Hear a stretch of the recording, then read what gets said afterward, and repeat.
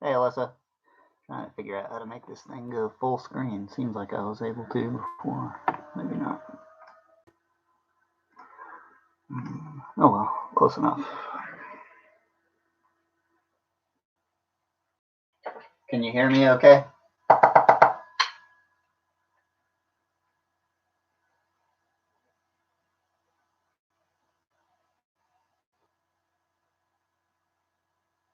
Sweet. How's it going, Lance? Hey, have you watched the video prior to this, Lance?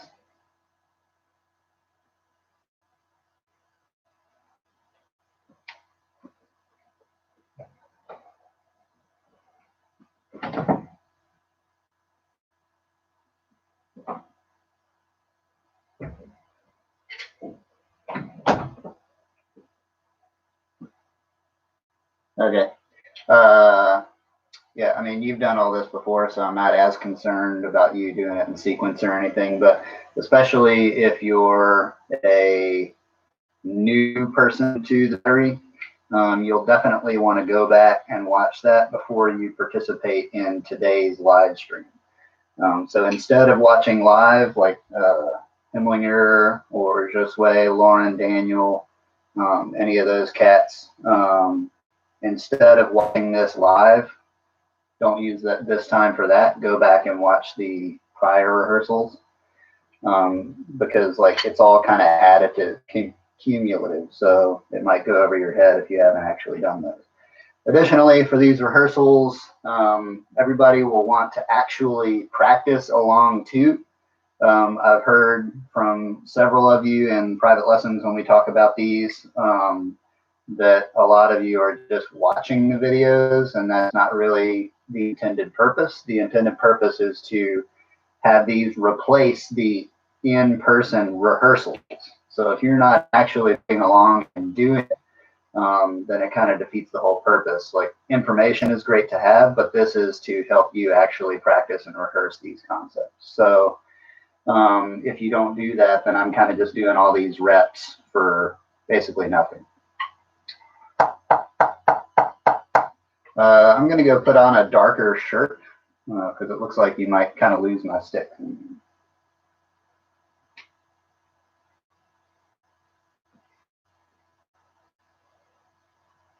Use the old Scott Drummer Jameson shirt here.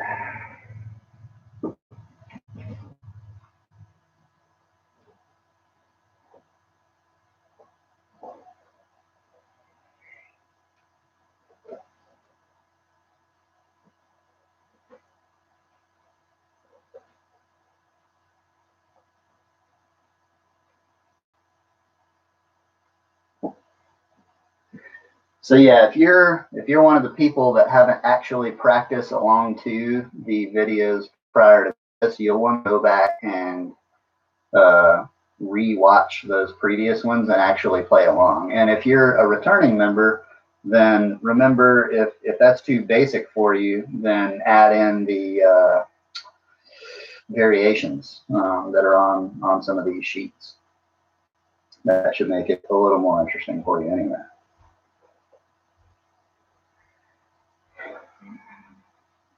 All right, so we got me, Alyssa, and Lance in the chat. So shout out, if you've got questions or specific comments, but in general, try to leave the comments to a minimum so that I'm not distracted from what's going on just to read like, something. So we're going to take about 30 minutes to review. I think I had said like 15 minutes to review the first basic exercise sheet, and then like another 30 minutes maybe to review the 8-minute timing, and then we're going to get into some new material. All right, so this is the last one of these like general live feeds for everybody. Next week, I think we're starting with a snare tenor thing. The week after that, a bass thing. And then we're just going to alternate weeks basically until like the very end there. So let's get started. basic exercise sheet. Okay, so in case you're wondering, I'm running all these at around 80 beats a minute.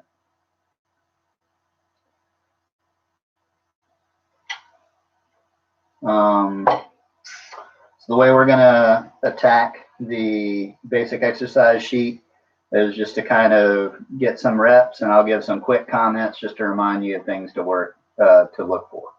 So in A, once the hands come up, the beads never come down. So it's all rebounded, and every note you're trying to get to be the same volume, not like this, but all the way up. Okay. Something else you want to look for is to make sure that the right and the left hand have the same sound and approach. So you don't want to do this with your right hand, with your left hand, and do this with your right hand, or have the hand flat in one hand and like thumb up in the other hand, any of that weird stuff. You want to make sure both of your hands are the same and that your playing position is about 1 inch off of your playing surface in general before you play. So let's just get some reps on A, and if you can, focus on one of those things each time you play it. Or if you have your own laundry list of stuff that you know you need to focus on, then do that.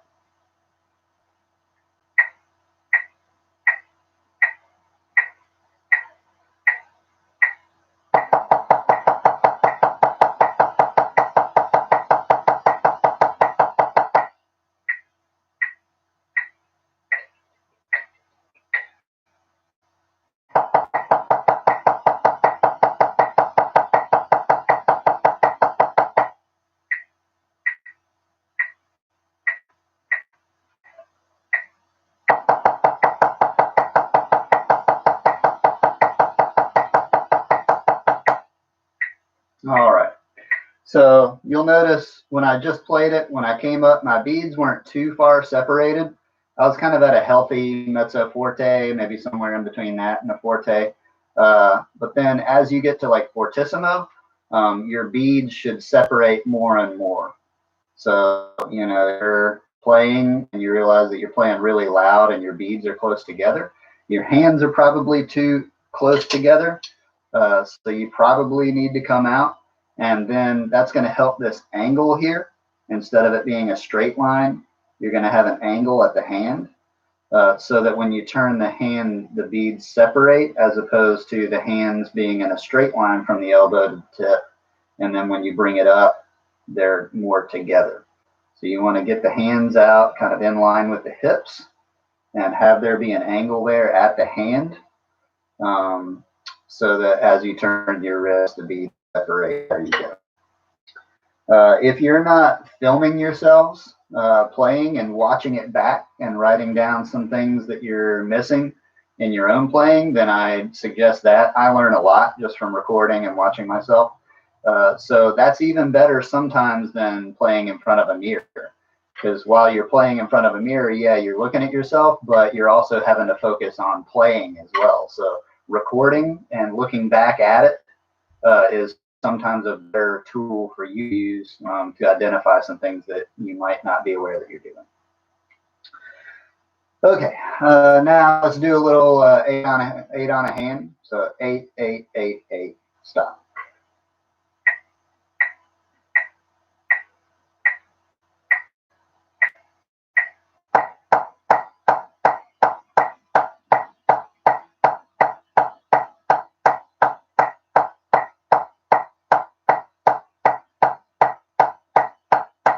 Okay, I'm just going to stop and give some comments. So on this one, obviously, all the notes are still the same volume, but some of the big things that I'm seeing from almost everybody is that either the first note is accented in comparison to the other notes, which is just a form of basic exercise letter C, just with high taps. So you want to make all the notes the same. You want to make the right hand even to the left hand. And the biggest things that I'm seeing from individuals is that hand transition not working well. So the last 2 notes of the hand, this starts to lift up, and then you control that hand down. So that's what I call the up-down transition. 1, 2, 3, up, down, 1, 2, 3, up, down, 1. The down refers to controlling that last stroke down, and the up refers to the non-playing hand starting its journey to play. Okay, so let's play that a couple more times and just think about that while you play.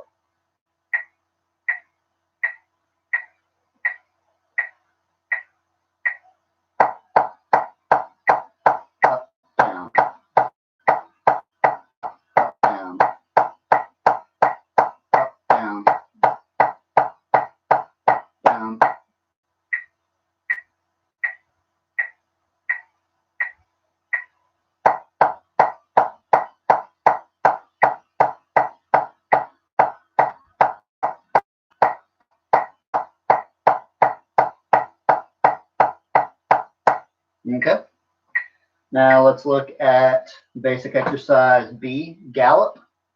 So just like all the stuff we played so far today, once the hand comes up to play, it stays up until the last note when it comes down. So you don't want to control anything down. That's the main thing in gallop. And while we're playing it this slowly, both notes of the double should be equally loud. So once you speed it up, obviously you're not going to be able to play both of the doubles at the same height. But right now we're just working on wristing all of those notes out. So we're playing it slow enough where all the notes should be loud.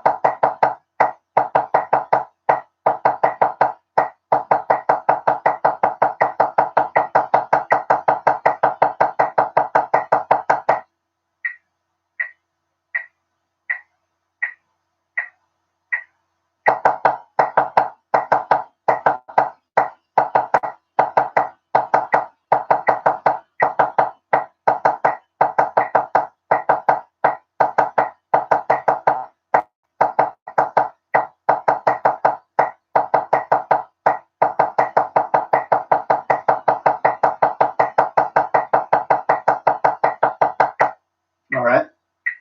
So for you more skilled advanced players and players that have been playing long enough where you've got a little more muscle behind your strokes, you can use this one to work on your threes as well. Just replace the doubles with threes. So.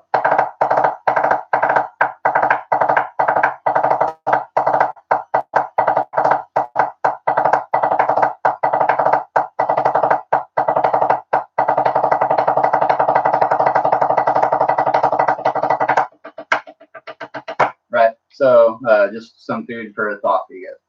Okay, moving right along. Now exercise letter C. So this is 8 on a hand, but you are purposefully accenting the first note of each hand and controlling all the taps after that down on the hand. So the main thing is to get that first tap in time and to make sure that you're turning the wrist for the tap, not pumping the hand up and down, but you're turning your wrist. And then the quarter note lift idea still applies in this one as well. So let's play this one.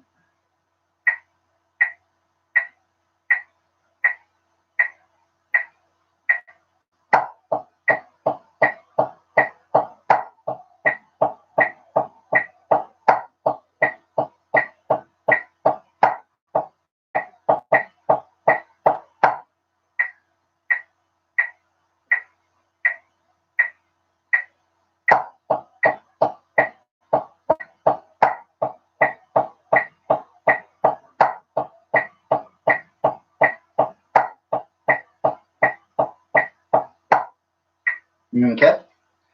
So again, if you're unable to get through these correctly, like on your first time go, or maybe even the second time we play it, then you definitely need to go back and watch the portions of the previous videos that discuss the particular exercises that you're having difficulty. Okay, letter D. So now we're kind of doing the opposite. We hit an accent on the right hand, play a bunch of left hand taps, accent on the left hand. So our focus here mainly is on the last tap before the next accent that's on that same hand. So yeah, you might want to even play this one slower so that you can just really focus on that tap that precedes the accent, and make sure that you're not just lifting the beads and keeping the hands down, but that after you play that last tap, you actually physically raise the hand and then point the bead up to the sky before you come down. You can also lower your accent height on this one due to the inverted nature of the sticking. So don't feel like you have to absolutely destroy these accents, but do make sure that you get a nice lift on the hand so that you can come down with a weighted stroke full of power and authority.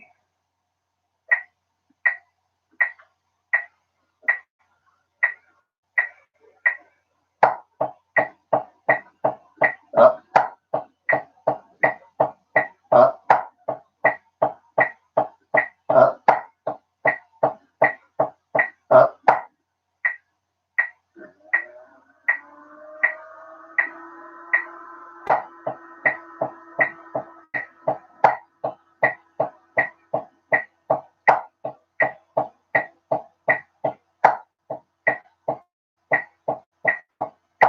Yeah, one more thing on this one.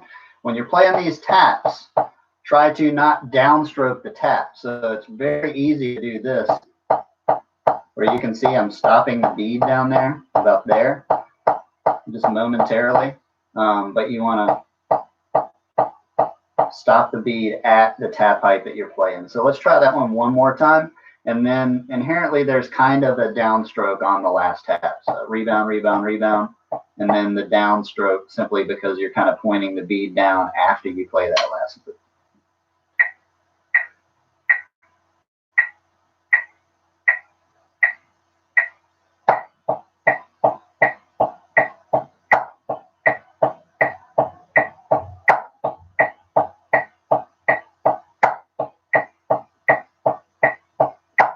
All right. So those of you that are really listening, you'll probably notice that you have a tendency to bring that last tap in early. So you want to make sure that that last tap is on the exact and or the upbeat and slowly early. And the reason that your body wants to do that is if it plays that tap early, then it has more time to come up and play the accent. So especially as you speed this one up, you'll want to feel like you're placing that last eighth note a little later than you want to ensure that it stays in time. Moving right along, basic exercise E. So on this one, we're going to play it off the right hand and end on the right hand, and then we're going to stop, bring the hands up, play it on the left hand, end on the left hand. So don't play it as written, play it one hand at a time. And we're just putting the downstroke nature of letter C and the upstroke nature of letter D together in this one to stay on the same hand.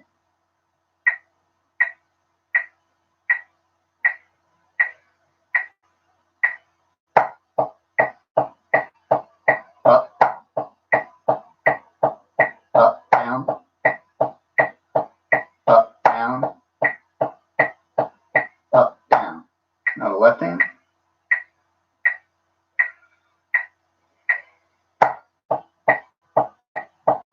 Up, up, down, up, down,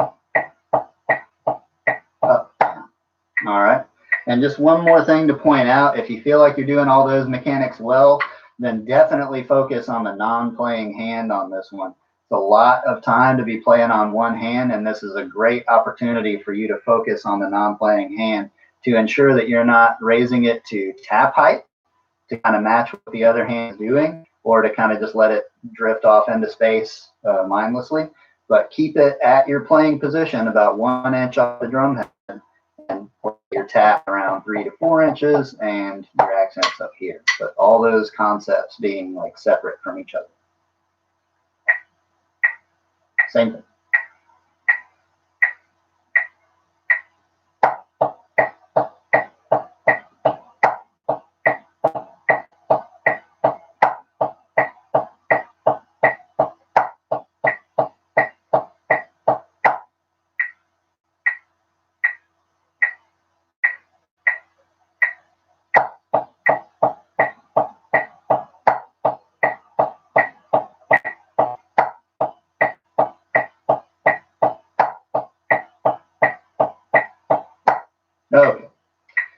So that's through letter E.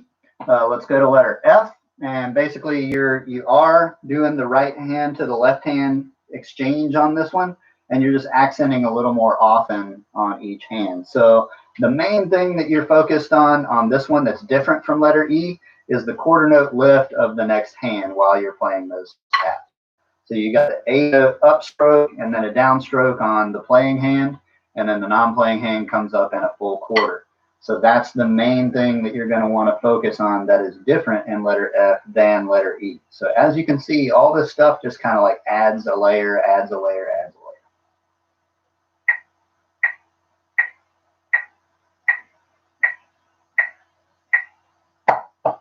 Up, up, up, up, up, up, up, up.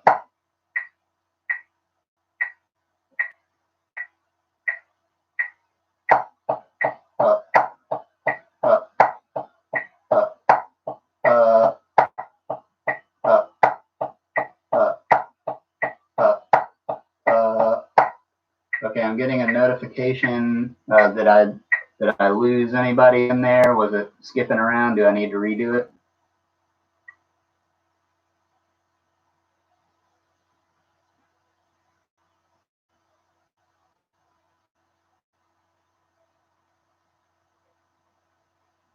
Can somebody type in the chat? Okay, so everything's good. Sweet. Thank you very much. Okay, so that got us through letter F. I'm going to do one more rep of that just because I was distracted a little bit and just to make sure that we get a good take on the intranets, the interwebs.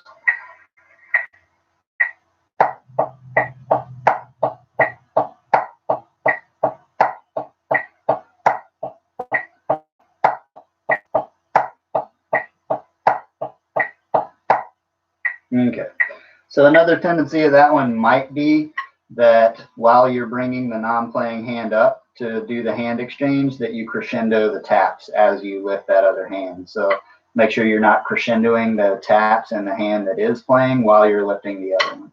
Only reason I'm saying that is because I feel like that was what my body wanted to do when I just played it. Okay, so that gets us through letter F. Letter G, continuous 16th notes. This is another one that is much like 8 on a hand in the fact that once you bring the hands up to play, the bead does not get controlled down until the very end when the hands stop. So do not play this one. Dropping this down, let it rebound. Okay. Make sure that the right and the left hands have the same sound. All the same stuff you work on 8 on a hand, just you're putting the hands together to play with each other at the same time. Let's do it off the right hand, then off the left hand, then off the right hand, then off the left hand.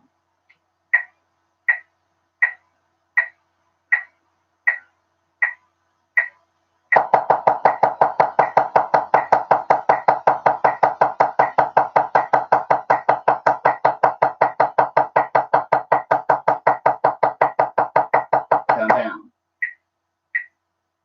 Off the left.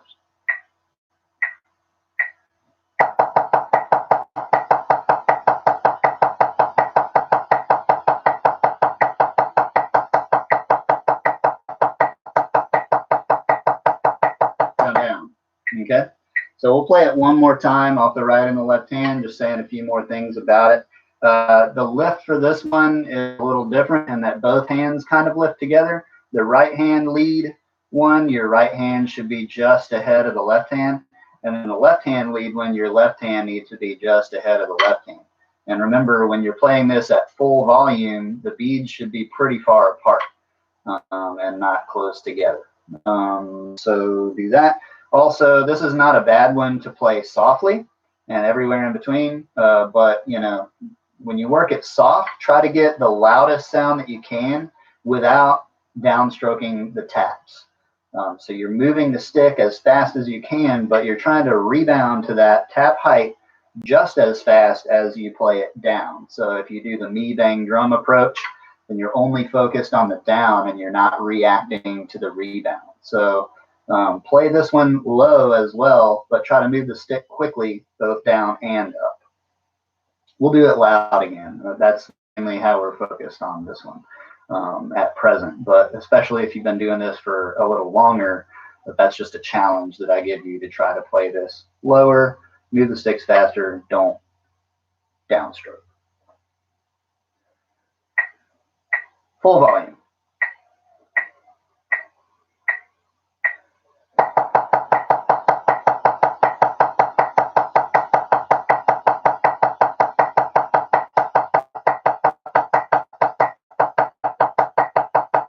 Down, down. Off the left.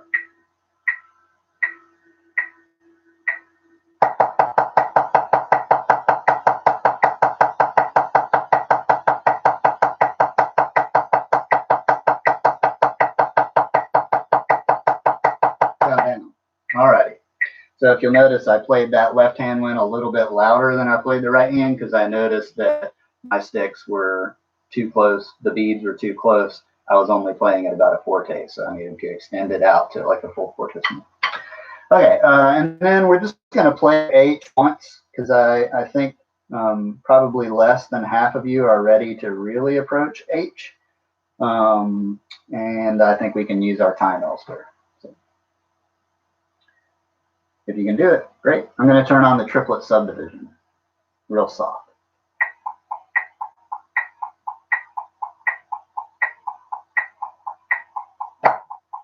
Keeping grace notes down.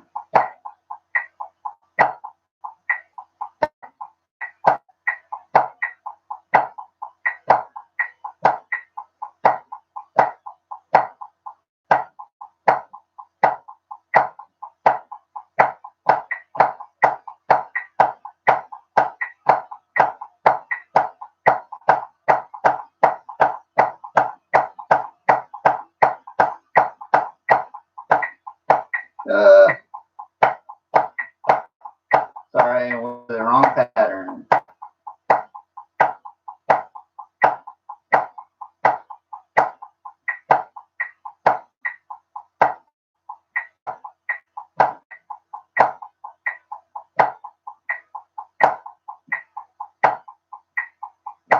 Okay, so I'm not going to do that one again. If you want a better take of it, go back and watch the last time that we did that, and you'll get a better run of that. Sorry. So anyway, moving along, just did the basic exercise sheet. We're 25 minutes in, so we're 10 minutes behind schedule. Not a big deal. The way we're going to do this is I'm not going to break down each line. I'm just going to run you through some of the concepts to review. We're working for the new members. We're only working on the timing, the sticking, and getting it to match up with the feet. The first priority on these timing exercises is that the feet line up with the metronome. If the hands get off rhythm, that's fine to a certain point. The first responsibility is to keep your feet to the metronome and then move your hands around your feet. Don't think about it the other way around. I promise over time, as a musician, your ears will change your hands to match up to be in time. But as a musician, our tendency is not so much to make our feet line up with the beat. But that has to be the constant, and then our hands move around that. And once you establish that connection, that interdependence between your limbs, then to play it faster, all you have to do is move the metronome up and down, and the only thing you're doing is changing the tempo. With that in mind, the more advanced players, you should add on to that, number one, the variations. But when you're not playing the variations, you should really make the attempt to lift precisely one quarter note ahead of time before the hand plays, regardless of where it is in the pattern. So if you want more explanation on all of that per line, go back to the previous videos and watch those and really try to move with me on those. That's going to be what challenges you all. And if these variations aren't enough for you, then since you're practicing at home on some of this, If you want to come up with some of your own crazy variations, that's great. So let's do lines 1 through 4 together a couple times. Still on the triplet.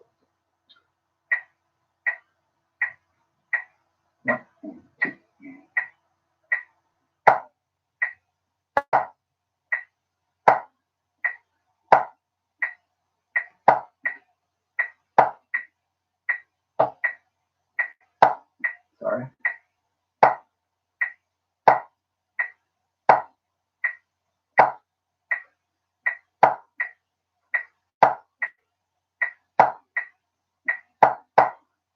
Try it again.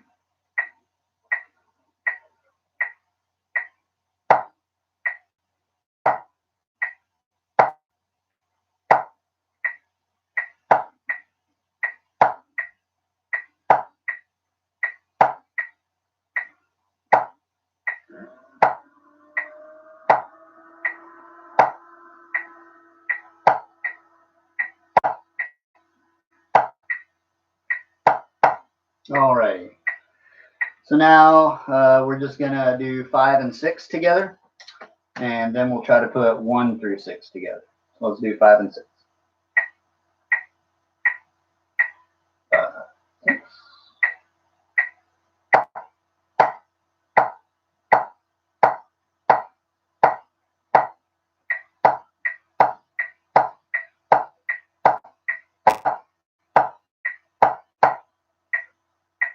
5 is with the feet, 6 is exactly in between the beats.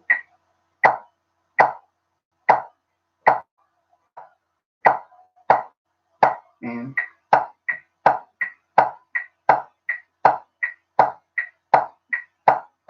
alrighty. So you'll notice a motion change from 1 through 4 to 5 through 6, 5 and 6. So 5 and 6, once the hand comes up, the bead stays up even if the hand goes down, and you rebound all those. And 1 through 4, pretty much everything's a downstroke minus, actually all of it's a downstroke when you play it in context. So one note on pattern 3, when you play it just line 3, without it being in context, you will need to rebound that last hand into the release note on the downbeat, because that's only a quarter note that separates those. So you want to rebound anything that's like a quarter note apart. Okay, so now let's try to do 1 through 6 together.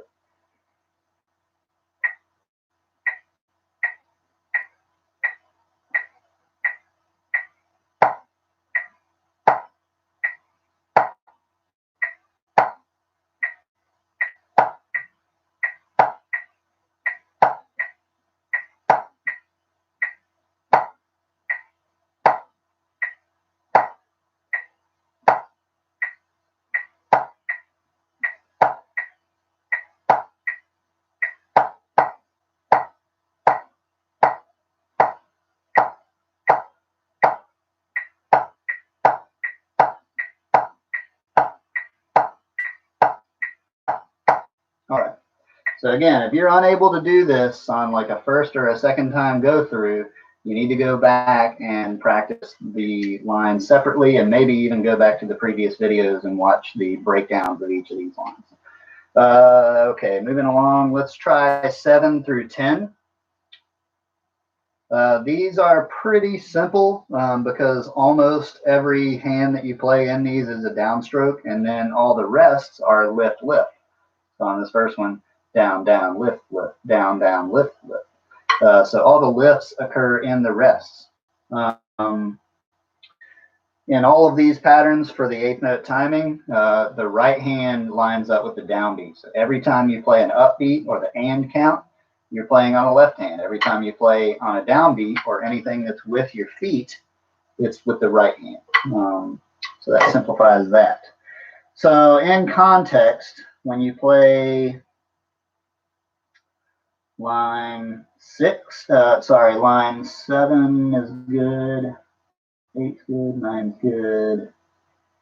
When you go from 9 into 10, that last right hand of 9 is going to be a rebound stroke when you put it in context like this, because it's a quarter note that goes into the next beat on the right hand. So you'll just want to be on the lookout for that. Even though it's a downstroke, and the first 3 times you play the pattern of 9, on the 4th time on that transition into 10, it rebounds into the next one. Again, if you're a beginner, new to the drum line this year, don't worry about that. You can worry about that for lessons and everything, but in terms of like a rehearsal for us, we're trying to get timing, the correct hands playing, and in relation to your feet. 7 through 10.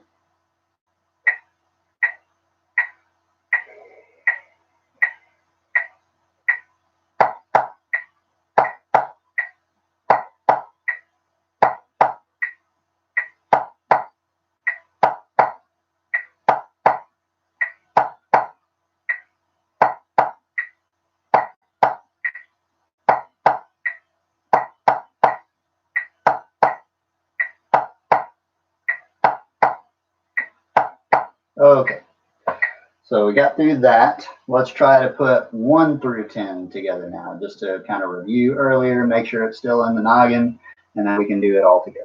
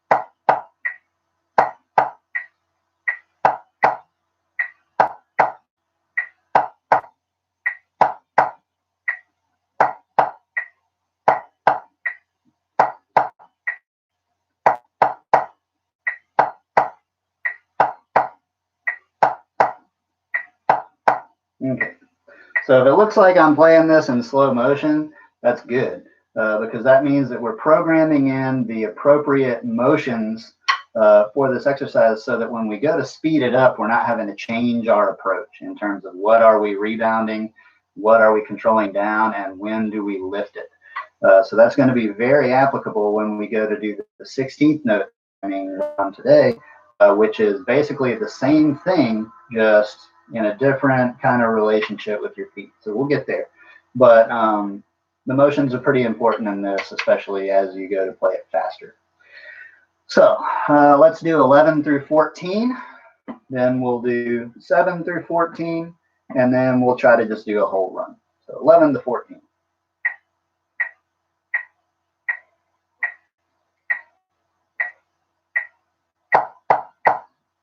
Rebound the right hand. Rebounding the left hand. Rebounding the right hand.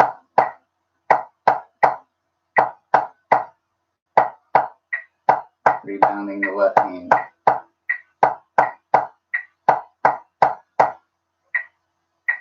One more on that one. Controlling the left hand down. Controlling the right hand down. Controlling the left hand down. Controlling the right hand down. All right. And then on those last 2 strokes, those are rebound strokes into the release, which is a downstroke. Okay, 7 through 14, then we'll try to do a full run, the full page. 7 through 14.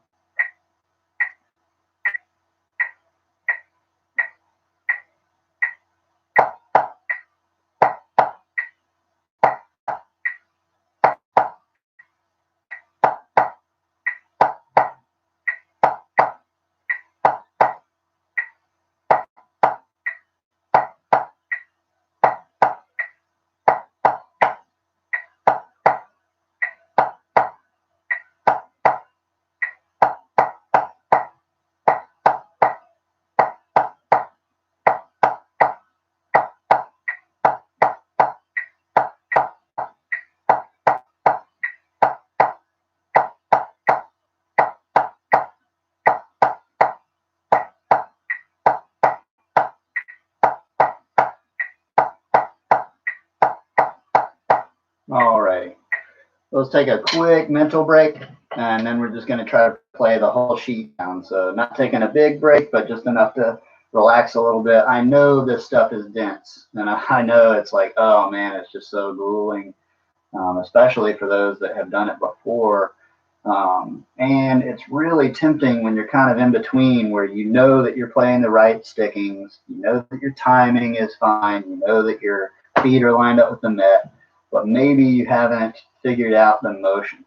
I know that it's very tempting to just kind of disregard that, but that is going to be what allows the snare and the tenor line, especially, to move together and not just play at the same time. So I know, as kind of our listening, watching labs on some of the performances that we watched together last year, we're watching the lines, and like it might sound okay, but you notice like somebody's technique is way different from somebody else, or whoa, that guy just floated way up and somebody else was kind of down, or whatever. Like their hands just don't move at the same time. And something that has been really enjoyable to watch at West Springfield for the last few years is each year the line gets progressively better at moving at the same time when you play. And that's super important, because even when the judge can't hear everything that you're playing, if you're not moving together, then their perception is just going to be, well, I couldn't hear it, so it didn't look right, so it was probably dirty. But if it looks together, then odds are it will sound much better.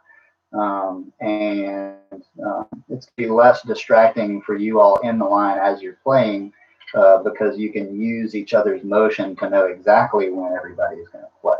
And it just gives you that much more confidence when you're playing with that line, when you know that you're all moving together. So that's the whole like why, as to why we're focusing so much on all these like slow motions and stuff, is to get your brain kind of working overtime on it, so that you're very aware of exactly where your hands and your sticks are whenever you're playing.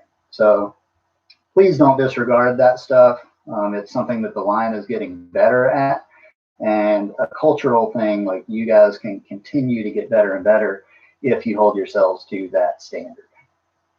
All right. So let's do the whole exercise then, including 15 and 16. 6, up, play.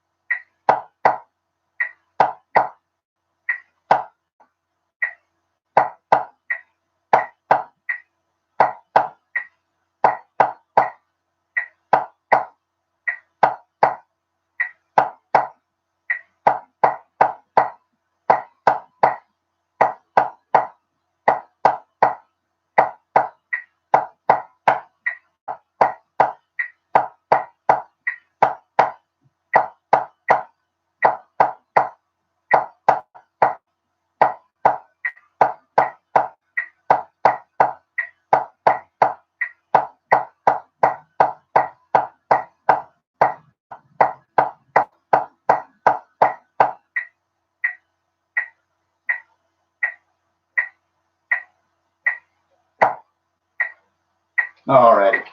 Let's take a couple-minute break, and then we're going to start looking at the triplet and 16th note timing exercises. Shoot me any questions that you might have. I will be back in a minute.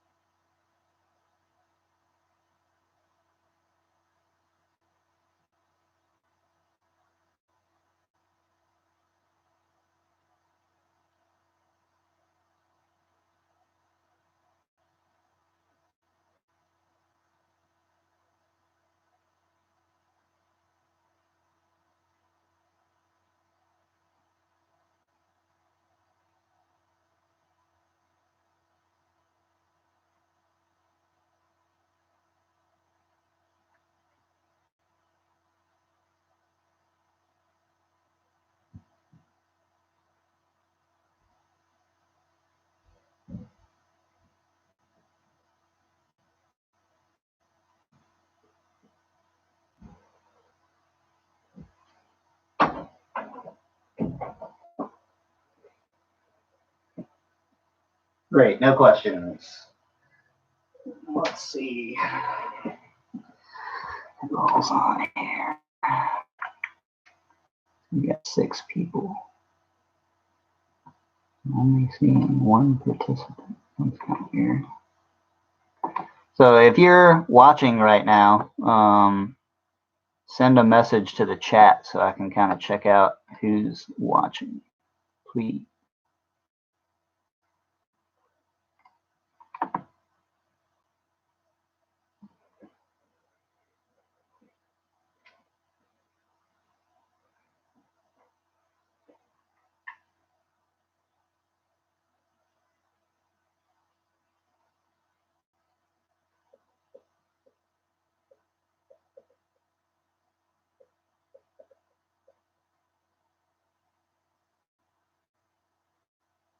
Melodic Man, who is that?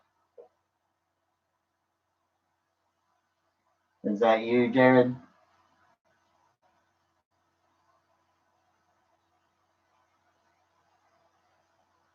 Nice. How are lessons going with your folk?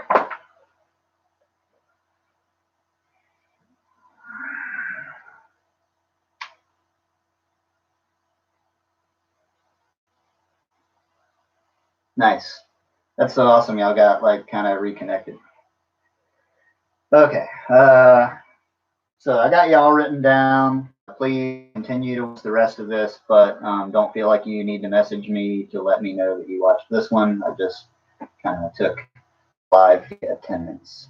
So, all right, triplet time.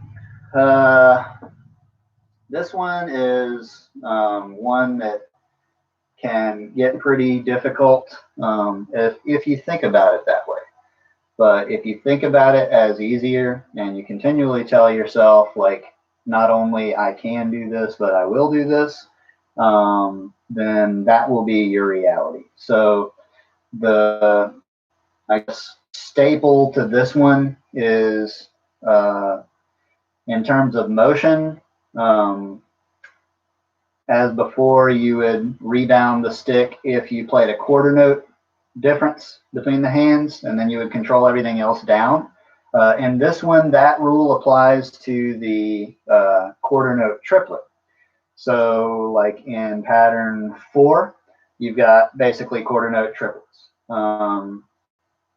And so you rebound those notes. In 5, you have quarter note triplets, but offset, and it's off the other hand. So you would rebound those notes. In lines 6, 7, and 8, you rebound one hand per count. So it gets a little interesting there because you're controlling one hand down while rebounding with the other, and then it switches. So whereas in 8th note timing, every downbeat is played with the right hand, and every upbeat or and count is played with the left hand, that does not apply for triplet timing. However, if you play on beat 1 or the left foot, then it's with the right hand. So you got these limbs. Hello, my baby. Hello, my darling. All right, so you got the right hand and the left foot. And then vice versa. If you play on beat 2 or 4 or some even beat like that, then you got the right foot and the left hand. So it's like kind of working opposites. And obviously the reason that happens is because there are 3 notes per count. Odd.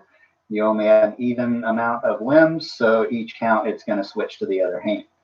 By the way, all of this, all sticking rules in terms of what hand you play on at particular counts and times within the count is called natural sticking. So you've got like rudiments, which are pattern-based things where your hands are doing a bunch of different things.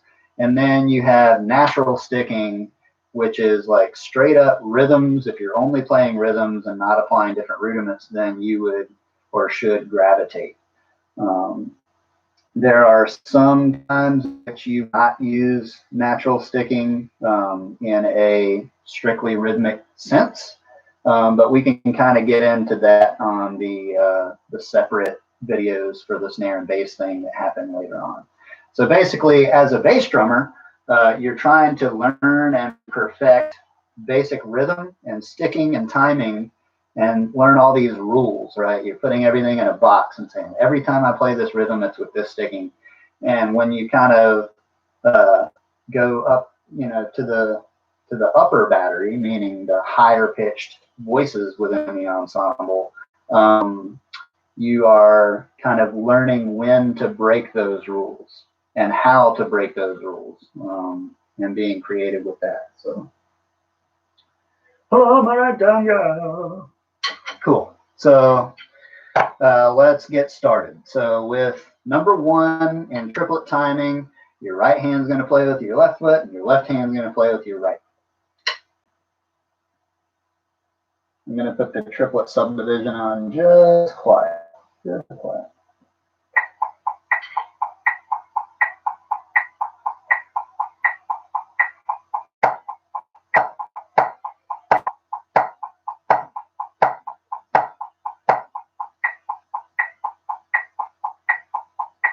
Left, right, right, left, right, left, right. Sorry, only 4 counts per pattern on this one. Right, left, right, left, right.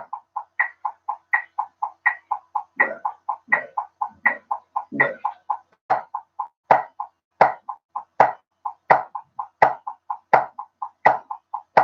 All right.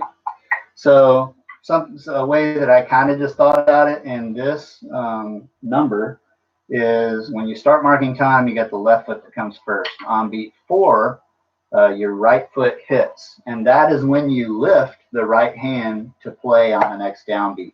So if you want to think about that connection on this one, where that foot lifts and it springs that hand into motion. 1, 2, 3, lift. That's 2 things that are going on the same side of the body. If that helps you, great. If that distracts you, don't worry about it. Tempo for this is 80 that I'm working at. You might want to slow this down, you know, if this is new for you. But this is just kind of make the session not last longer than it should. All right, so pattern 2, the way that I think about this one is whatever foot hits, that hand hits right after that foot. So if your left foot hits, your left hand hits after. If the right foot hits, the right hand hits right after. So you got left, left, right, right, left, left, right, left. You can kind of see my body working together in that sense. So without the metronome, you might just want to do that, and you can do it seated if you want as well. Just make sure you get your left and the left hand, right foot, right hand, not to a specific tempo or anything, and then try to put those together closer to each other. Right, and then without a met, try to put the timing together where you count in groups of 3. So 1, 2, 3, 1, 2, 3, 1, 2, 3, 1, 2, 3. You're basically in 3/4, which triplets, kind of an offshoot, music theory stuff. Triplets are what's called borrowed time. So it's basically like for a small amount of time, if you're in 2/4 and you play a triplet, you're putting a bar of 3/4 into that count. So it's called borrowed time. You can approach that way that I just discussed, breaking this stuff down for every single one of these lines. You might need to increase the counting to 6. 1, 2, 3, 4, 5, 6. 1, 2, 3, 4, 5, 6. 1, 2, 3, 4, 5, 6. Right? And you might even want, I left plenty of space on this page for you. You can put stars above each downbeat that visually show you where your feet should go. Or you can put an L or an R to show you which foot should hit in that instance. So every 3 counts, every 3 eighth notes on this, you're going to have a foot somewhere. All right, so let's do this second pattern in time with the metronome. And remember, it's just left, left, right, right, left, left, right, right. Left, left, right, right, left, right, left, left, right, right, left, right, right, right. And then you end with a right hand on the downbeat.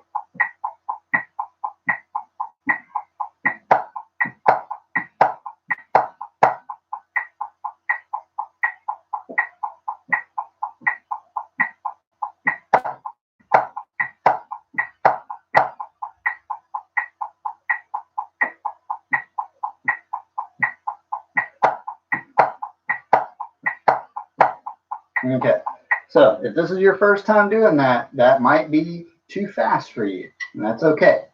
Just write down these concepts or remember them however you need to, and back the metronome down after you've worked the mechanics of it without the metronome. Very slowly, ensuring that you're playing the proper hand with the, or in between the proper feet. Okay, so in number 2, the foot kind of led the hand in terms of left, left, right, right. In number 3, the hand kind of leads the foot. Or you can think the foot that hits, the other hand plays the next note. So left, right, right, left, left, right, right, left, left. All right. So, correct. So, or you can think right, right, left, left, right, right, left, left. Okay. But it's very important that you make the aural distinction between the downbeat and the rhythm that you're playing. You can't start moving and hitting the foot with the hand on these patterns where they should not line up. Okay, so one way that you can combat this is if you're playing on a loud pad, play very softly and or at the edge, so that will help you hear your metronome so that you maintain where the sense of the downbeat is. If you're playing all this stuff really loud, the tendency for your brain is going to be to make that loudest sound the new downbeat. So it's going to switch where your perception of the downbeat is, and that's another reason why the feet are so important. The feet maintain where the beat is and where your perception of that beat is. So you want to make sure that you can hear your feet on whatever your surface you're playing on or marching on. You can hear your metronome, and then the third thing you should hear is yourself playing. So if your playing is way louder than your feet and your met, when you're trying to figure out these timing patterns, change that setup somehow so that maybe your playing is the softest thing that's happening. You should definitely hear your feet and the met so that you know that they're lining up. All right, so if you didn't write some of that down, you probably should if you haven't yet.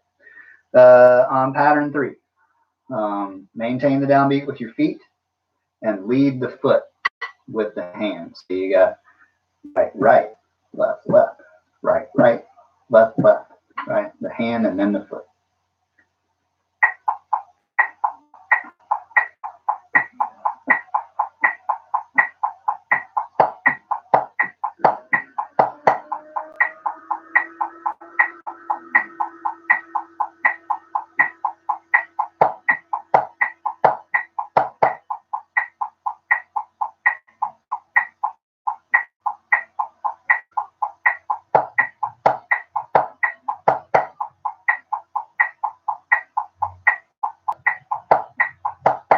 Okay, so now we're going to do 1, 2, and 3 together. All these are downstrokes, so it should be pretty simple in terms of motion.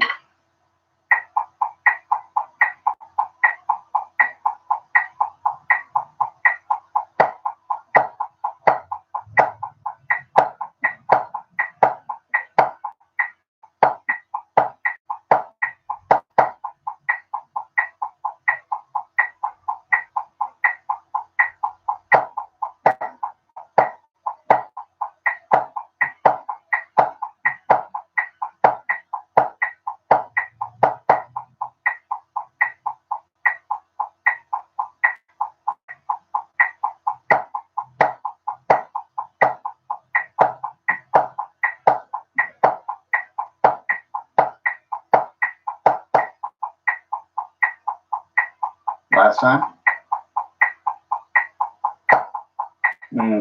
So I'm just putting that in randomly to remind the new folks, especially, that when I call last time, regardless of when you're playing in the rep, you come in and you play a downbeat and then the hand thing. Okay, so again, this rehearsal that we're doing is not to replace individual practice time. So if this stuff is going too fast and over your head, you might need to stop it and do all the stuff that I just recommended doing for like the last 10 minutes and break this stuff down on an individual level. First, without the met, maybe sitting down, coordinating your limbs, and then counting out loud 1, 2, 3, 4, 5, 6, or 1, 2, 3, 1, 2, 3, ensuring that the foot always hits on one. And then you can even separate the left and the right, so you can just tap a foot. 1, 2, 3, 4, 5, 6, 1. And then maybe even put the sticks down and just clap the rhythm. So then you're not thinking about right versus left or right versus left with your feet or anything. You're literally just trying to get the timing to line up somewhere. So the point being in all of this stuff, put yourself in a no-fail scenario. If you start and you turn that net on and you're unable to consistently do it, stop, slow it down, or turn the net off and break it down incredibly slowly, and then add a layer each time. So you got tapping your foot, clapping, right? And maybe counting out loud in that, and then you've got still without the sticks, maybe you pat your legs or something, right, to get the sticking, quote unquote, and then try to alternate the feet, right, ensuring that you're starting on the left foot. Then you're ready to kind of pick up the sticks and think about your technique and your motion while you do it.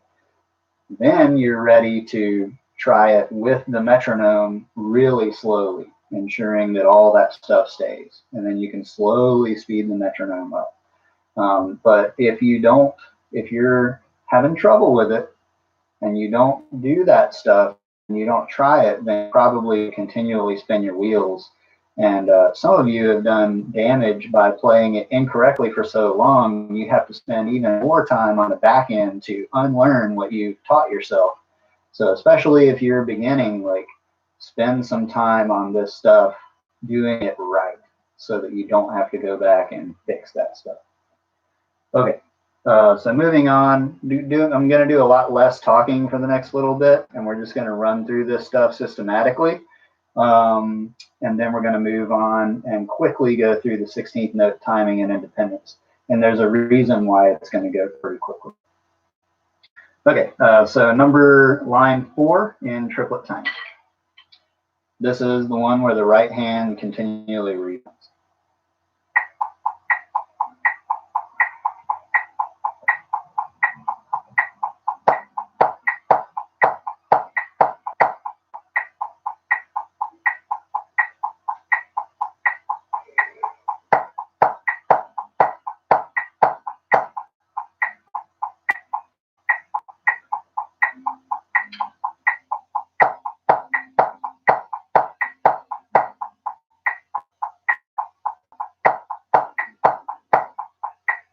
And number 5, left hand rebound. Don't forget the right hand release.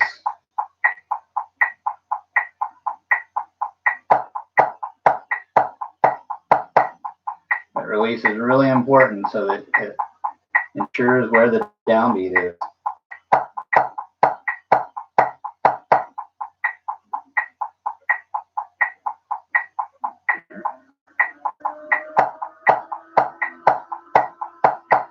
Okay, so on 4, it's probably pretty easy to remember to do the quarter note lift downbeat, which is a little bit too late. So remember, in the 4 counts of mark time prior to playing, your left hand should start moving before count 4.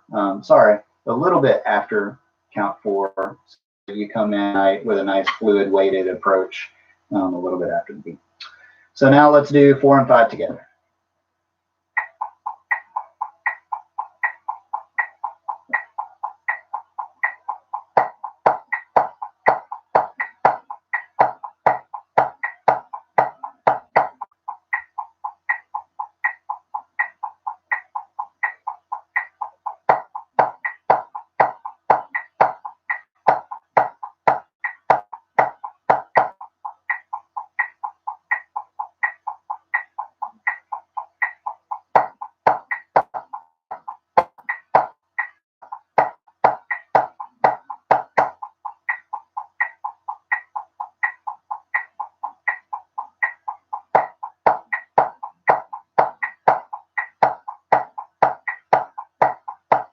Alrighty. So now, just to throw out a concept for 6, 7, and 8 before we kind of play them. Remember that whole idea of the quarter note triplet hand space getting the rebound. So on number 6, if we're talking about triplets in terms of partials, 1, 2, or 3, the first partial, second partial, third, when you have the second partial should rebound in number 6. 1 up, down, up, down, up, down, up, down, right? So that it's ready to be in position to play the next 1. So you're going from 2 to 1. So there's only 1/8 note there in between those notes. So that's why you would rebound. So down, up, down, up, down, up, down, up, down. And then if you just remind yourself that the downstrokes are with the feet, then that should help you keep this one in time with the downbeat instead of switching it in your brain. So remember, the first note of the 2 pattern is on the downbeat. It's not a pickup note. That's a down, up, down, up, down, up.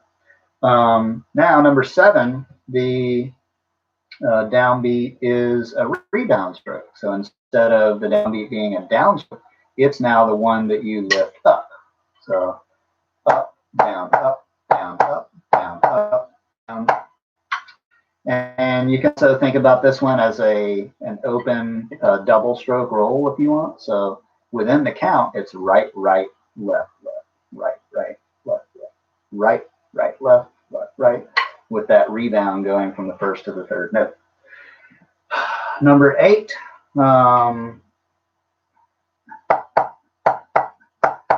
your foot hits exactly in between the hands, or the hands play exactly in between the feet.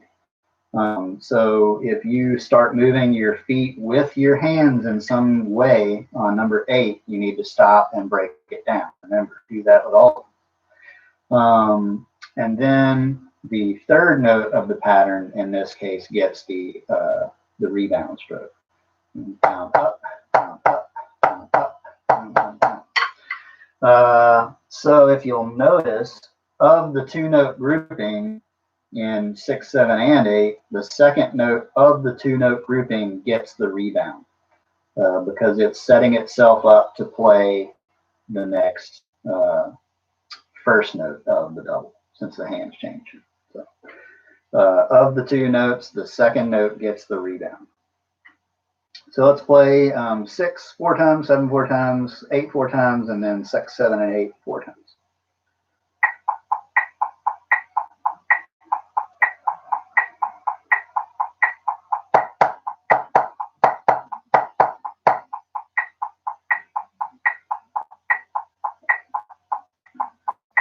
Down, up, down, up, down, up, down, up, down. Left, right, left, lift. Down, up, down, up, down, up, down, up, down.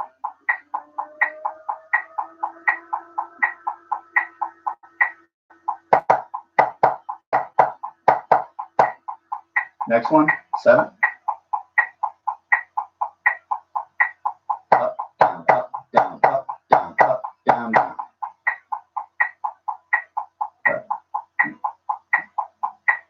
Right, right, left, left, right, right, left, left, left.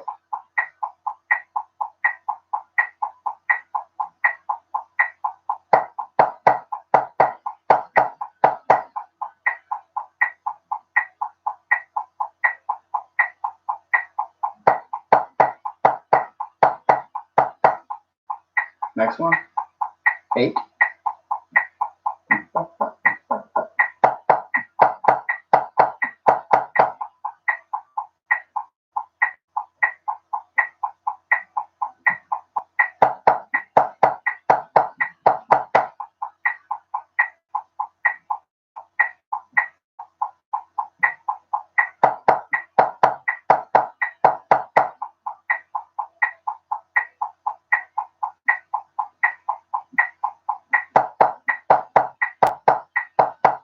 Six, 7, and 8.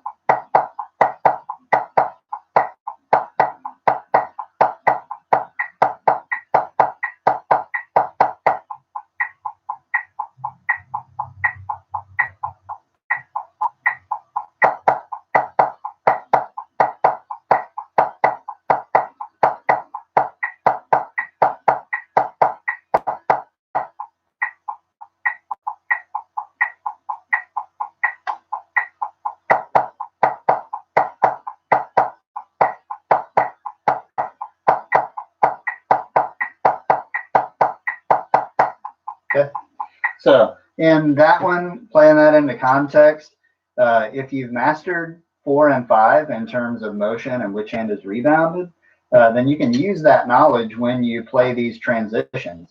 6 into 7, the last count, the right hand motion into the first count of 7 is going to be the same motion that you use in pattern 4. When you go from 7 into 8, you're going to be doing the left hand motion of pattern 5, right? So that might be what's tripping you up if you're having difficulty making those transitions. Something that you can do is play all of one line into one count of the next line to ensure that you can kind of make that transition and you're not wasting time getting messed up going into the rest of the next section.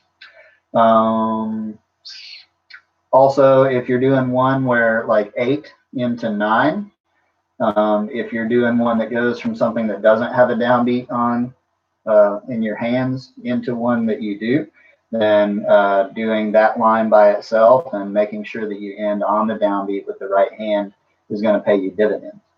So let's do line 9 and 10 real quick. Then we'll do 6 through 10. Then we'll do 4 through 10, and then we'll do 1 through 10. So this is 9 through 10.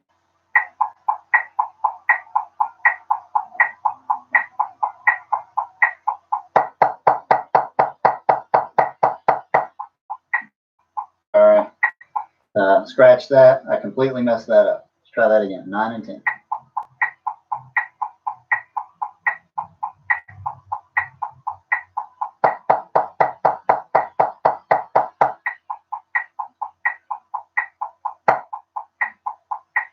Try it again.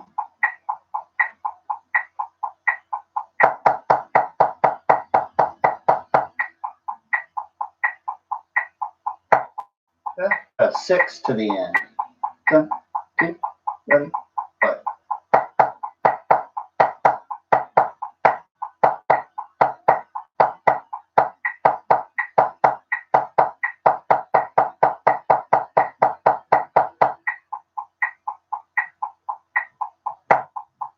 Again.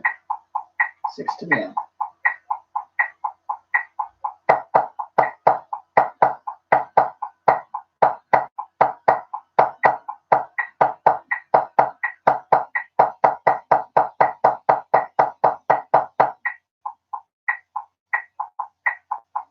And one more for me.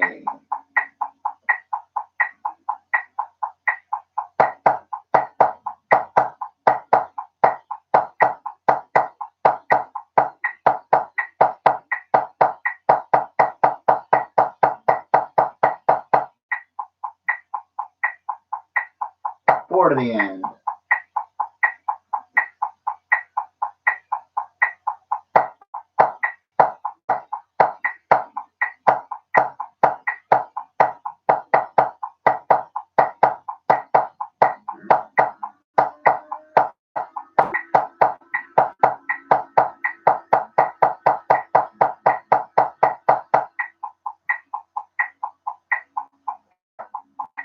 Again.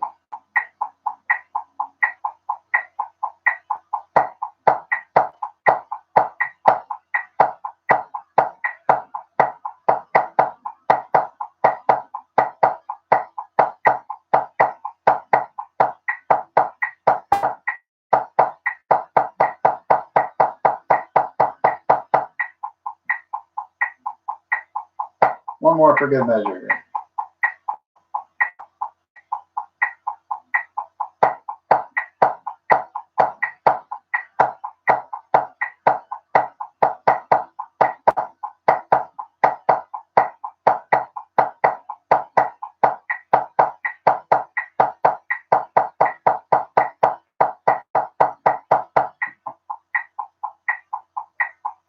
All right, take a little mental break. Started to go into the variation of taps there at the end. So after I kind of just talk here for a minute to give us a little brain break from playing, we'll go back and do 1 through 5, and then 4 to the end, and then we'll try to put it together. So we're working that middle transition, you always kind of want to overlap when you do your reps to ensure that you don't just learn it in separate blocks. And then when you start to put it together, there's a disconnect between block 1 and 2. You always kind of want to overlap those, especially when you're memorizing things. So again, just some tips and tricks to kind of help you generally in your individual practice.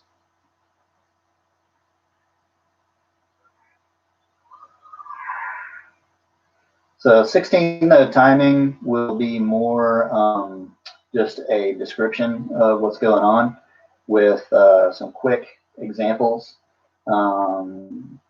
So yeah, we are a little bit behind time. I might go a little over an hour and a half on this one just to make sure that we get 16th note in there. But yeah, I mainly wanted to spend more time on the basics of all this stuff because it all applies later. So, all right, let's do 1 through 5 a couple times, and then we'll do like 4 through the end, like once, just to review what we just did, and then we'll put it together.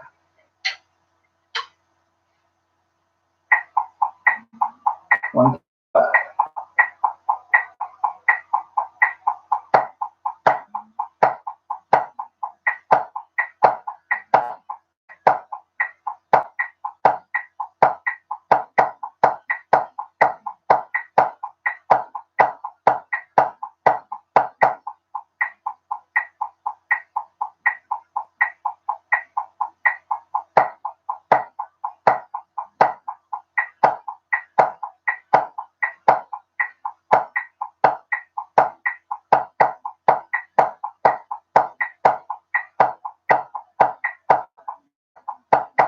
To the end.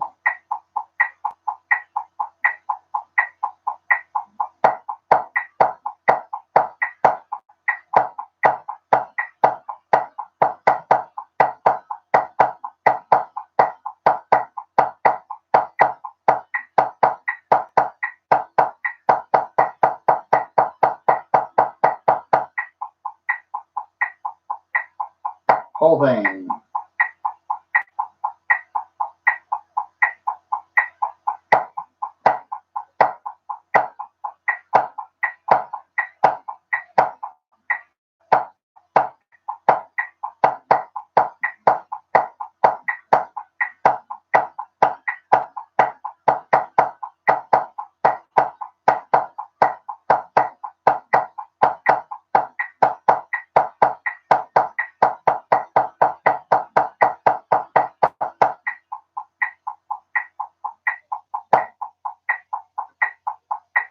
Again.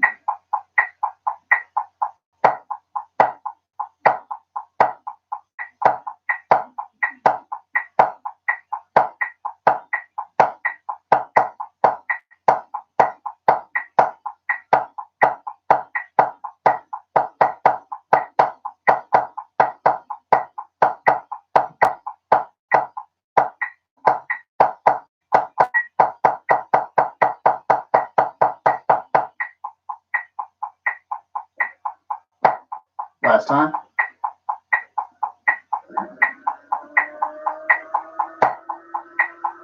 Okay. So if I had to give like a big piece of advice for triplet timing and initially figuring it out, it's that volume level of everything. You should hear your metronome. You should hear your feet. And the last thing that you should hear is your playing. That should be the softest thing you have going on. So I know I was playing more or less at full volume right there. That's mainly because this is a soft pad and I want to make sure you can hear everything. But individually, you can be practicing at the edge of your pad and soft.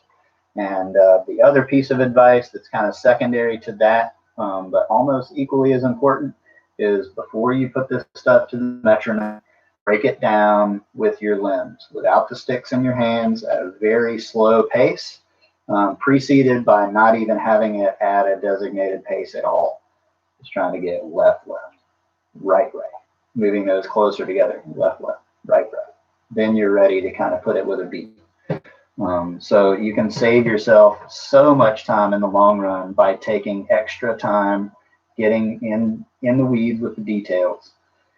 And for all these, with natural sticking, when you add the taps and the tap rolls, your motion is going to stay the same. You'll be able to rebound the same notes that you were rebounding just playing the stock pattern, and your upstrokes will still be in the same spots and everything. So that's why I teach the specific timing of the hands that I do, so that you don't have to change anything depending on the tempo or the context. So with that said, looking at this 16th note timing thing, for the snares and the tenors, you know, you've kind of already been through the whole timing aspect of all this stuff. You understand natural sticking. So we're trying to get that independence happening where you've got a ostinato, which is basically a repeating rhythmic figure over other music. So if you're a drum set player, your right hand on the hi-hat, those eighth notes, that's an eighth note ostinato. This is just another version of an ostinato. Da-da-dum, da-da-dum, da-da-dum, da-da-dum. If you're super comfortable with that, then you can switch it to a 1E, a 2E, a 3E, a 4E, or 1 and a 2 and a 3 and a 4, or E and a, E and a, E and a, and figure out all these patterns so that you can literally play any type of a 3 pattern on one hand and the other. So the way this is written, the ostinato is all in the right hand, but you should also play it the other way around. So do the ostinato on the left. And then you can vary the dynamic of the ostinato. So you should probably learn it with the ostinato fairly soft. And then the main, you know, rhythm somewhat louder. And then if you're kind of comfortable with that interdependence of the limbs, then you can bring that ostinato up where you're playing all notes evenly. And when you start to spend a lot of time putting this together, something that you're also working on is muscular endurance, playing a lot of 3s on one hand. It's really good. Some negative things that can happen from focusing on the ostinato is that your technique can start to suffer because you're so worried about the rhythm, sticking and playing 3 notes. You might start to squeeze in certain areas that you shouldn't, and like let fingers fly off the stick and all that kind of stuff. So you just want it to clue back in, remind yourself, once you figure out the interdependence and you're steady with rhythm and all that, don't forget to go back and add that layer of ensuring that your fingers and your levers and all that are doing exactly what you want them to do, not the other way around. So on a more basic level, just playing the timing of these, it's the same exact motions and sticking as the 8th note timing, but in essence, you're marking them to the half note. So one way that you can practice the 16th note timing is to turn it over to your 8th note timing and try to get that up to at least 100, and then mark time to the half note. So if you do that, you're marking time to 50 beats a minute, right? If your quarter note is at 100 beats a minute. And if you can't do that, some people have balance issues and they start falling over and stuff. So if you can't do that, try to find some way to sit down and move your feet. And like I said, you don't even have to use sticks. If you don't have a pad that can go that low or whatever, you can literally just like figure the patterns out on your leg using your hand. You can go back to clapping the rhythms, whatever, but just moving your feet to the half note. So again, that's why we're not going to spend an incredible amount of time like breaking each of these patterns down, because you can go back, watch the earlier videos of 8th note timing and move your feet to the half note. It's going to be really slow. We've been doing 80 beats a minute, so your feet are literally be going 40 beats a minute. So you would want to sit down definitely to do that one and get your limbs coordinated and then start speeding that thing up. Also, there are videos on this YouTube channel, West Springfield Percussion, that have me just playing each of these exercises all the way through. So go to the playlist tab in the channel, and I think it's called just exercises, and you'll see the titles, but it even has the variations for the snares and tenors, and I think everything's at like 100 beats a minute or 80 on those as well. So I think all the triplet stuff is at 80 and everything else is at 100 or something like that. But you can use those as resources as well, so you don't have to keep going back into these COVID rehearsals and trying to find in an hour and a half where those things are, if you just need reps on the full exercise. So 16th note timing. If you're a beginner, feel free to watch this. You probably won't be able to play along as much on these until you go back and do what I just described, where you break it down super slow time to the half note. Okay, and once you get that, you'll be able to go back to this video, which you should do, and play along with me on beat patterns. So it's a long process. You might be referencing these videos well into the summer if you're a new player, and that's perfectly fine. And it's one of the beauties of what we're doing right now with these live feed YouTube things is it doesn't just go away. It's not just a rehearsal that we had and you can't remember what we talked about or anything. You can go back and watch this stuff as many times as you want. So, which is why I urge you to write down the timestamps so that you know which sections to kind of skip around to. So let's do 1 through 4. You're just going to keep it at 80, and we'll go from there. I'm going to put on the 16th subdivision. So to explain it, that would be the equivalent of 160 beats a minute playing the 8th note pattern. So 1 and 2 and 1 and 2 and 1 and 2 and 1 and 2 and 1 and 2 and 1 and 2 and 1 and 2 and 1 and 2 and 1 and 2 and 1 and 2 and 2 and 1 and 2 and 1 and 2 and 1 and 2 and 1 and 2 and 2 and so on and so forth. But we're just moving our feet instead of 1 2 1 2 1 1 2 1 2. Okay. 1 through 4.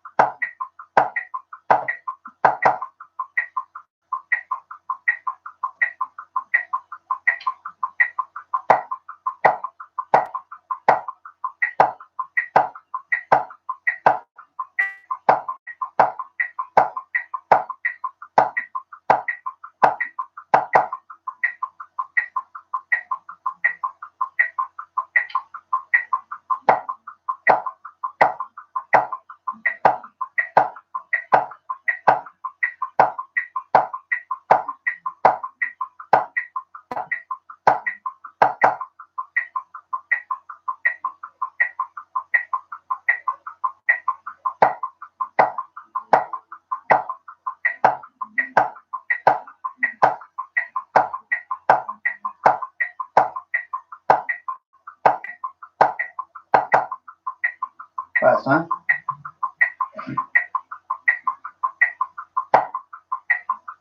Okay, so once you start playing, the quarter note rule for 8th note timing does not apply in 16th note timing. So that's one of the differences. So just because you're playing quarter notes in the first bar and the second bar and the third bar and the fourth bar, doesn't mean that you rebound those notes. You would control those down. So you're using the same motion that you did in the 8th note timing, where on the first pattern you've got a downstroke, lift, down, lift. It's the same exact thing for this. And that's why I programmed them. So the rule is different, but it's to support the same idea that your hands relate the same way in relation to their rhythm. So the idea being that you're going to play eighth note figures faster by themselves than you will the 16th note thing. So you need to rebound quarter notes at a faster tempo more than you need to rebound quarter notes at a slower tempo. So typically you'll play these 16th note timing figures slower than you will the 8th note timing. So you need to build in a rebound for the 8th notes and then build in the downstrokes for the 16th notes. So also it supports the rule that if you add the taps in between the acts, so on and so forth, that your motion stays the same. So you're not boing, boing, boing, boing, and then when you add the taps, you're down, up, down, up, down, up. It leaves the motion the same. So that's why the rules are different per the note and the 16th note, even though the sticking and everything's the same. I hope that makes sense. Okay, so now we're going to do 5 and 6. Let's try that. Rebounding these hands.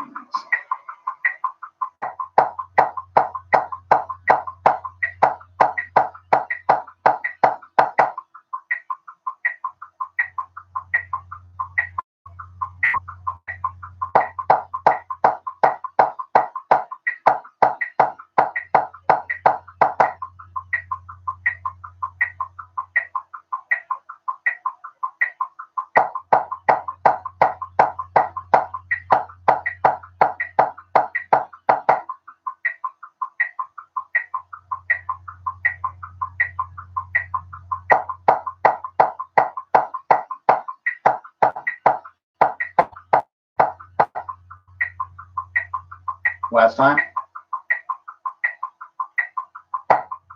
Okay. Something else that I was going to say, but I forgot.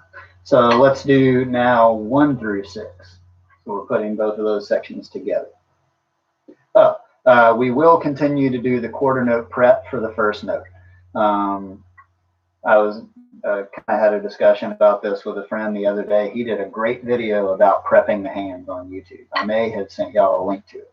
But his approach is probably what I would do in like a college or a DCI context, but at the faster tempos, cutting off at like 145 and higher, he does a quarter note lift, and then for anything slower than at or slower to 144, he does an eighth note lift. I would probably do something like that, but I find that it's best at the level that most of you guys are at to leave it completely standardized for the first prep of a first note and just have it be quarter note. So anyway, you do continue to do the quarter note preps, but when you play quarter notes in the 16th note timing, you downstroke those quarters and do a relift for the next note. So let's do 1 through 6.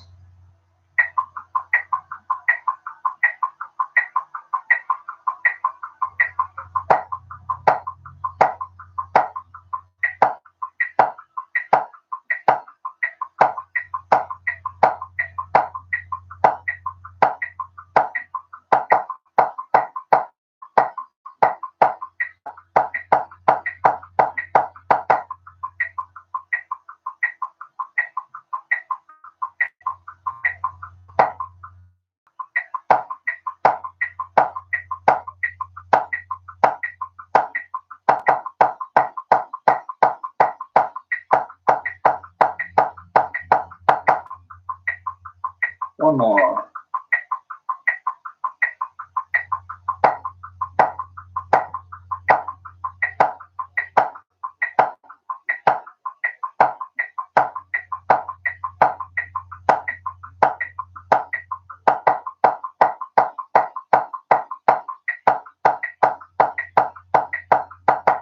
Alrighty. So moving right along, we're going to do 7 through 10. Again, most of these are going to be downstrokes if you're just playing the stock part. The Going from 9 into 10, that last right hand of 9 is going to rebound into the downbeat of 10, just like it did in pattern 9 to 10 in the 8th note timing sheet. So yeah, same basic mechanics. You're just changing the foot relationship just a little bit. So let's do 7 through 10.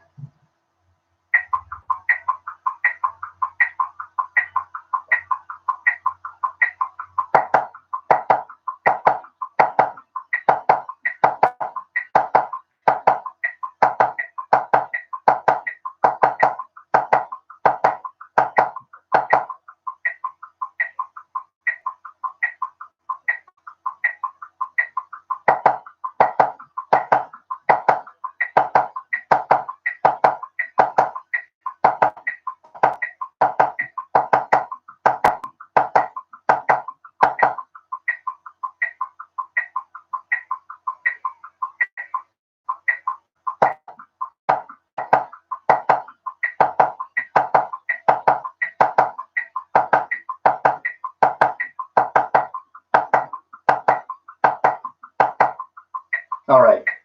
So now let's go back and do 5 through 10 a couple times just to make sure that we're continuing to work these transitions.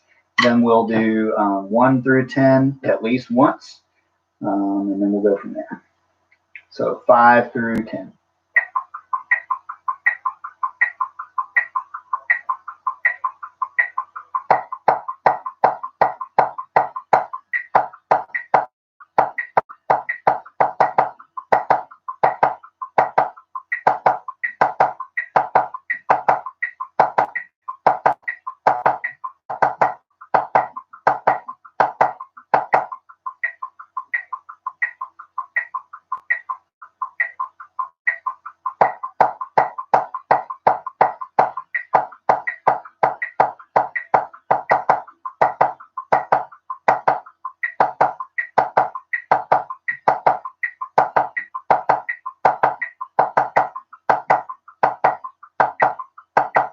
Okay.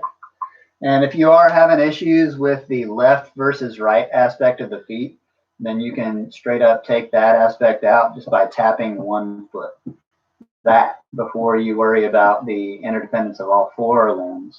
And then once you're comfortable with that, then you can kind of start doing the whole marching time thing while you play. All right, so let's do 1 through 10 once, just to make sure we're good on the earlier rhythms with that. Be done in about 7 minutes.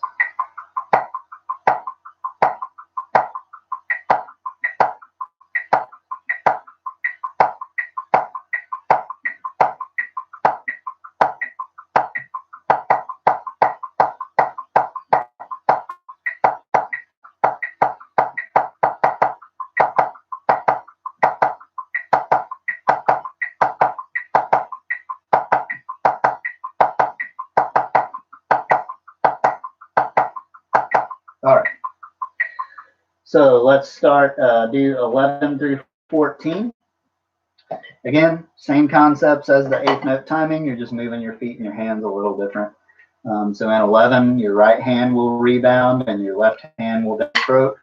Vice versa in 12, your left hand will rebound and the right hand downstrokes.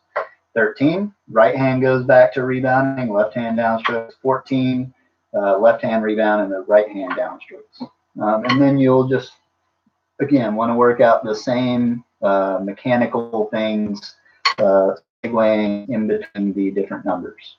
So as the pattern changes, that last count of the pattern that you're on might be a little different in terms of motion in order to read into or control downstroke going into the next pattern depending on what it is. So you'll want to work out those transitions slowly. Do not forget to slow it down when you break it down so you can throw it down, as my teacher says. All right, so 11 through 14.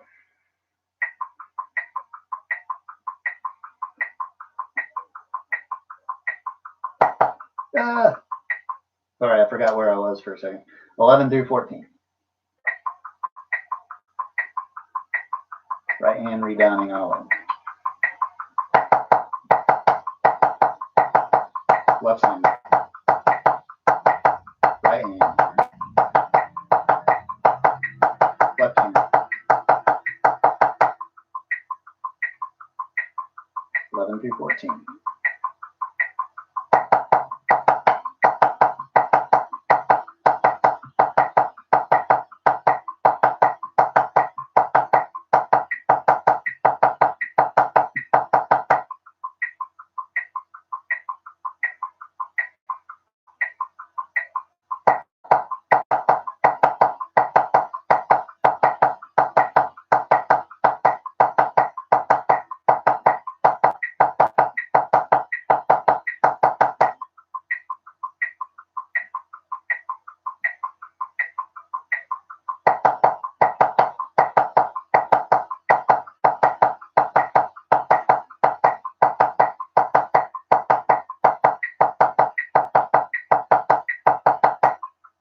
Okay. So now let's do 7 through 14, just to put those together.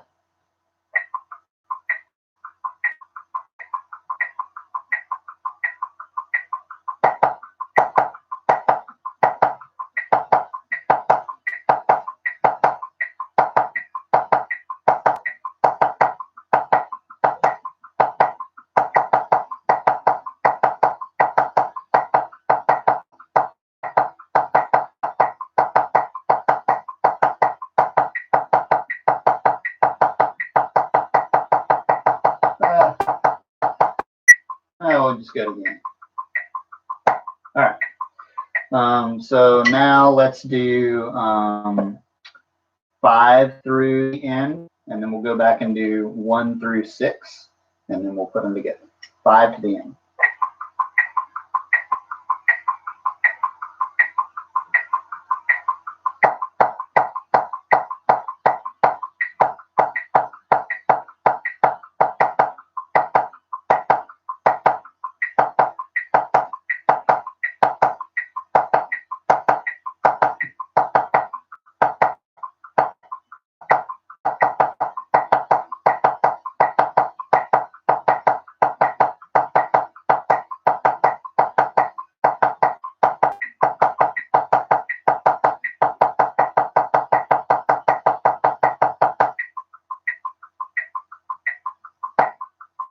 One through 6.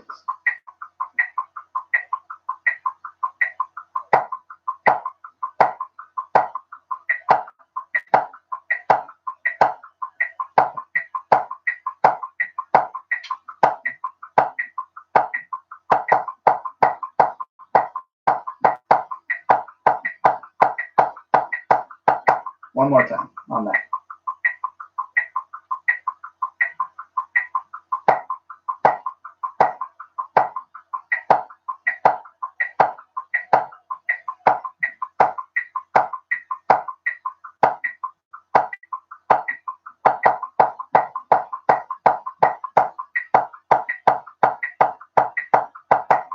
All right. Now take a quick brain dump here for a second, and then we'll try the whole thing. So if you're watching this, regardless, first time through, second time, whatever, and your brain is just getting too tired and you're spinning your wheels, like stop, take a break. Okay, it's important to push through sometimes and develop mental stamina, but it's also important to give yourself a fighting chance. So breaks are an important part of work, just like sleep is an important part of fitness. So you can't just continually push through all the time. It's not healthy. Although sometimes it's good, but when you're planning it and it's purposeful. All right, so let's try the whole thing. 16th note timing.